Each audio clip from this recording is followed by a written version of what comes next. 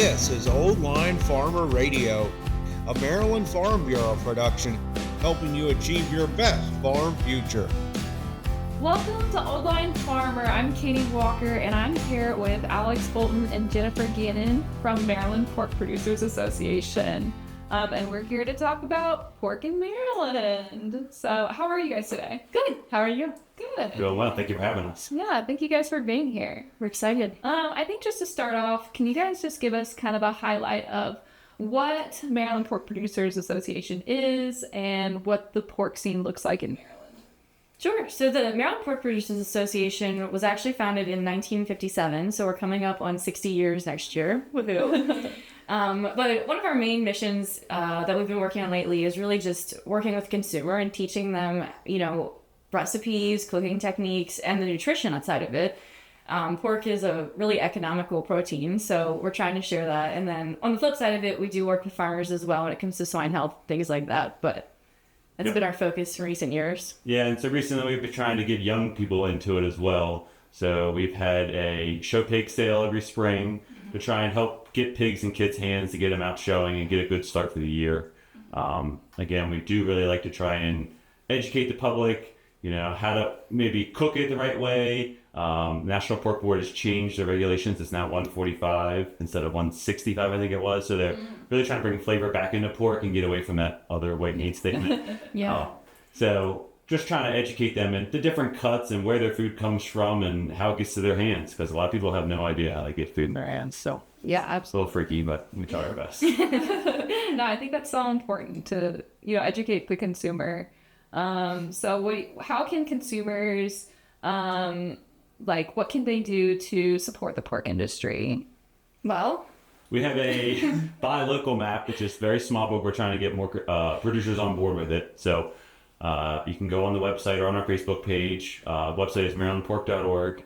You can go on there, and there's a map that'll show you all of the direct-to-consumer producers in Maryland. We encourage new and small producers to join. It gives the consumer a place to go on and click and find that farm that's close to them where they can go buy direct from the farmer. Don't have to go to the grocery store. And make that connection with the farmer and learn about their operation, how that pork is produced, and maybe find something that they like, whether they like non-GMO or organic or conventional, or find that meat that really means something to them. And it goes a long way. So that's a great way to do it. We're out in the public as well, so we've gone to a few baseball games and sporting events and set up a booth, and we're not selling anything, we're just giving free stuff away, and people kind of come up and like, oh, what are you doing? And it's like, well, we're just here to show you, hey, pork in Maryland is a thing. It's not like chicken, but it is, we're still here producing it. And here's some recipes, talk to a farmer, ask some questions. Anymore, a lot of people don't even talk to farmers. It seems like my ancestors, it was like everybody knew a farmer, was neighbor to a farmer, but now there's, people are hours or miles away from a farmer and they might never meet one. So trying to make that connection and bridge that gap. Yeah, absolutely. So you mentioned direct to consumer. That's kind of a newer idea. How do you see that working well in your communities? You obviously have a map set up, so that's going well. Yes. Do you see that as kind of the future of where we're headed with the pork industry is direct? I hope so, because it's what I do for a living. But I don't think I certainly won't be able to feed the world. It takes producers like Jen and large producers to feed the people. Yes. But it definitely is a nice, different approach to it. So far, it works wonderful. We go to farmers markets every week and sell meat, and there's people there, whether it's raining or hot and sunny, and they don't matter. They're coming, they're going to buy what they want, and it works well, at least for our farm, my wife and I's farm. We have a pretty large following, and people amaze me every week about, they're coming, and it's what they want. And, they may only be able to afford it for one meal a week, but it really means a difference to them. And I don't know that direct consumer is new. I think it's just a new term, because I feel like back in the day, everybody's probably buying direct consumer in theory. Go to my neighbor, buy my gallon of milk and a dozen eggs, and that's what I do. But I think it's coming back around. And people are realizing that it is an option. You don't just have to go to Safeway or a grocery store and buy your meat. So that's a good point. It's definitely not new. It's a new term. We love to do. Yes. So why don't you guys tell me both a little bit about like your personal farms and like how did you get into, are you like first gen? Are you generations in? Like what's your farm look like? So I work with my parents in our farm in Queen Anne's County, and we grow corn, wheat, and soybeans, and then we also have a finishing operation where we finish about 1,200 pigs a year. We got into that in 2016, and so it's kind of something newer to us. But my dad obviously has farmed his whole life, and my grandfather farmed too. So pigs is just the newest kind of addition to the farm.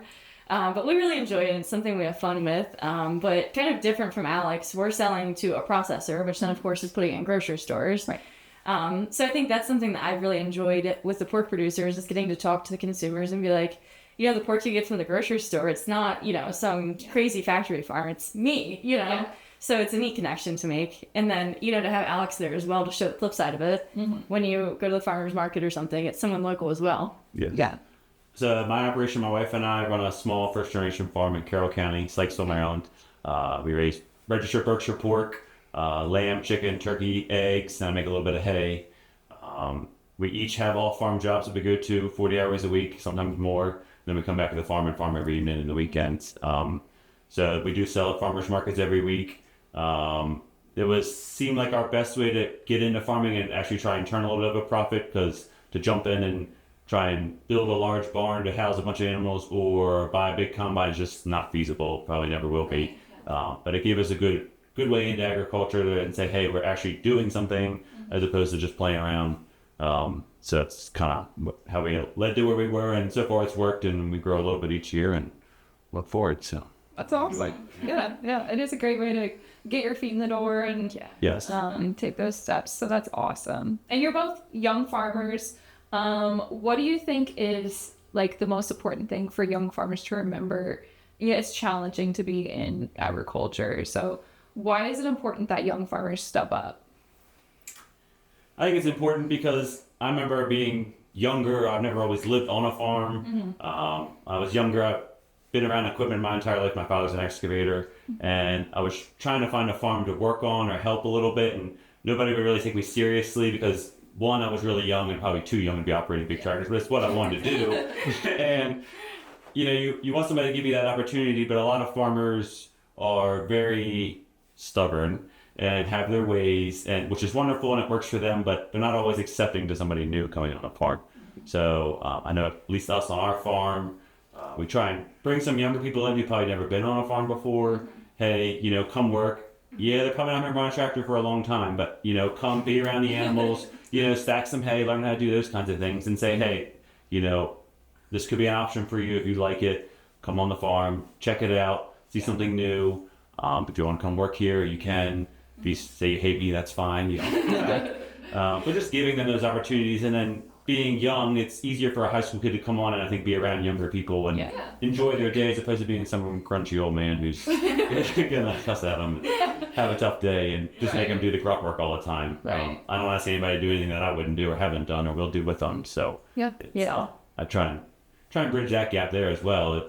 I think there's a lot of people out there who probably could be or would be or want to be farmers, but they might not ever get the opportunity. So right, an opportunity. Yeah, I agree with that. I think, I don't know, I guess the other side of, being a young farmer is that you have to start somewhere. And so, you're constantly looking at other operations that are much bigger than you are. And it feels like, gosh, how do I get there? But you have to start somewhere. And so whether that's with some pigs or whether that's, 50 acres of land, you start somewhere.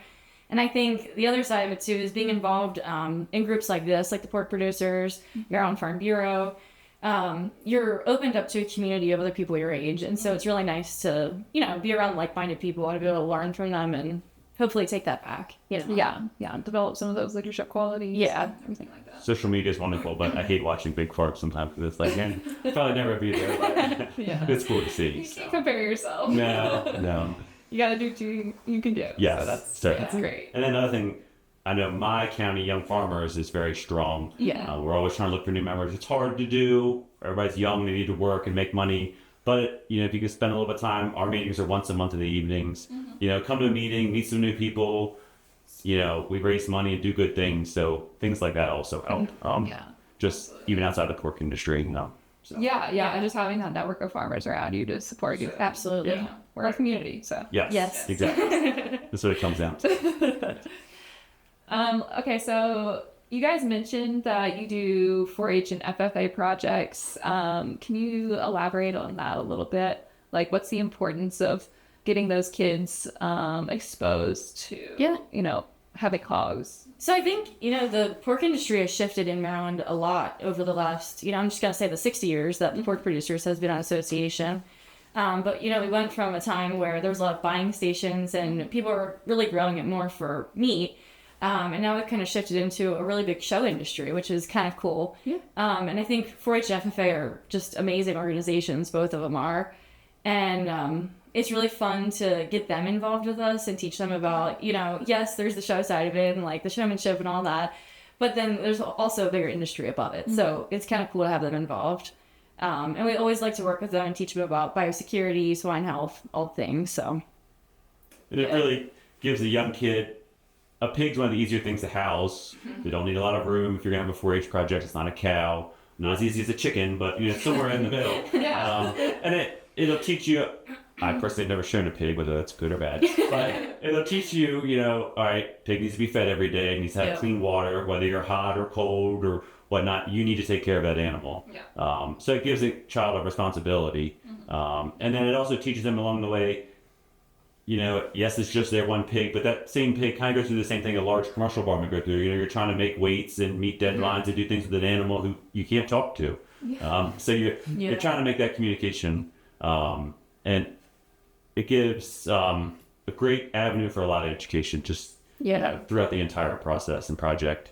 And then in the end, they get to show. And, you go to the state fair, you see all these kids running around and have a really great time. I think kids look forward to it, all year long. But there's a lot of responsibility going back to biosecurity. We want to make sure people, they themselves are healthy, they keep their animals healthy, and really think about that a little bit as well, too. Whether you only have one pig at home or you have a whole herd at home. When you go to the fair and things, take a little bit of thought into what's happening there, what's going on. There's always a good line to have to say, hey,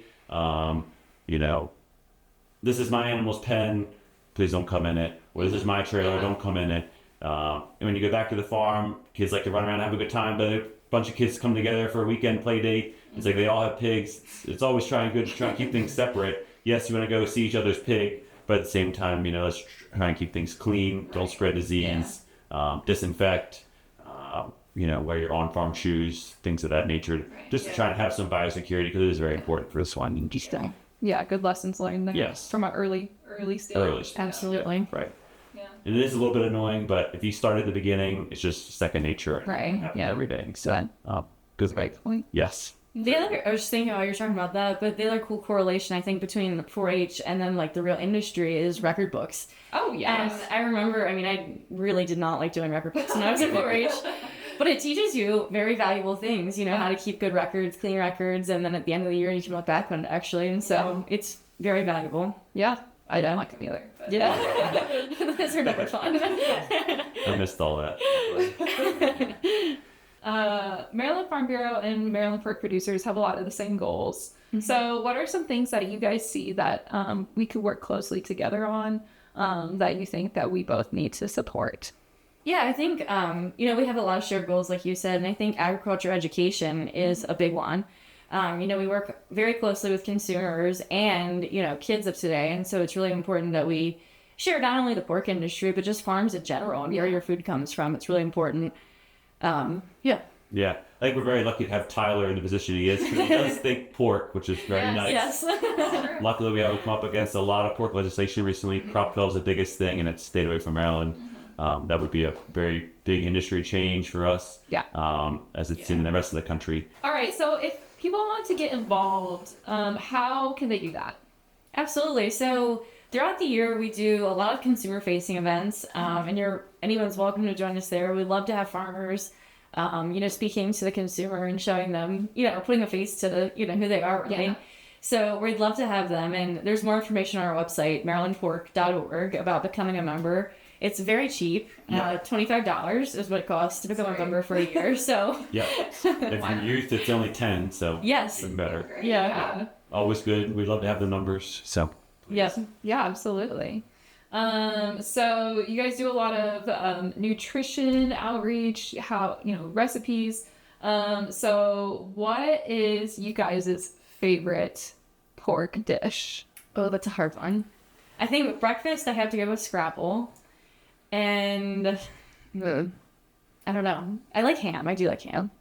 I'm a big breakfast person, but I do like a nice grilled bone-in pork chop. Nice, thick, juicy. I only cook it to 145. Yep. That's my best. A little bit of barbecue sauce, that nice, plain, tastes a good flavor with the pork. Yeah. Keep it simple. That's great. But there's always a lot of good options with pork. Sausages. There is. Things like that. Yeah. Oh, bacon. Bacon, yes. I think something that's so underutilized is ground pork, actually. Yeah. And I think it's starting to get a little more traction, become a little bit more popular. But we used it in like chili, and it tastes literally no different than ground beef. Yeah. So it's so good. A little bit healthier too. Yes. Yeah. And cheaper. Yeah. Yeah. Funny story. We sell pigs by half and whole as well. Yeah. And had a gentleman come up to me. I was actually at the farmer's market that day, kind of rare, and he's like, "Oh, I'd love to order a whole pig." I said, "Oh, wonderful. Let me get your information, and we'll fill out a cut sheet, how you want everything cut." He's like, "Oh, well, I just want the whole thing of bacon." I said, "Well, I'm really sorry, but I cannot have a pig which makes entirely bacon." I said, "There's some wonderful other cuts as well, but I can't Make give a lot you more money off of this. Good. Oh my God. So that's pretty much wraps up everything we talked about. Education. People have no idea. Yeah. But yeah, it's a little scary sometimes. But I could not give him all that bacon. But I tried. Dang it. It's probably better for ourselves. Okay. So you guys both have, full-time jobs. So to wrap up, what is the thing that keeps you guys going? Why are you in this industry? I love it. I mean, my parents weren't farmers, my grandparents weren't farmers, but ever since I was little, I've always been around equipment, and I've always been drawn more to tractors and things. Yeah. So I was carpet farming with tractors when I was young. And when I had that opportunity and we moved to a small farm, one of the first things we got besides our horses was a pig, and we raised it out, and I started with a few, and now we're up to too many probably. After, the longest day at work or, hot, nasty weather, I still want to come home and take care of the animals or make hay on the weekends. It's just what I want to do. It's all I really think about. So it's in me, I guess. Yeah. Yeah. I think for me, it's kind of a legacy thing. My grandparents have done it, my parents did it, and it's something that I, eventually one day would be able to pass down to my own children. But it's definitely something that you have to really, really enjoy it to want to do it, I think. And it's kind of like he said, it's either in you or it's not. Yeah. So, yeah. It's very fulfilling. Yeah. It can be definitely very fulfilling, though, especially when you work with animals. It can be. So, all right. Well, thank you guys so much for joining us this afternoon. Definitely, if people want to learn more about the Maryland pork producers, go visit their website. Jennifer, Alex, thank you guys so much for joining us, and thank you guys for listening to Old on Radio. Thank you. Thank you.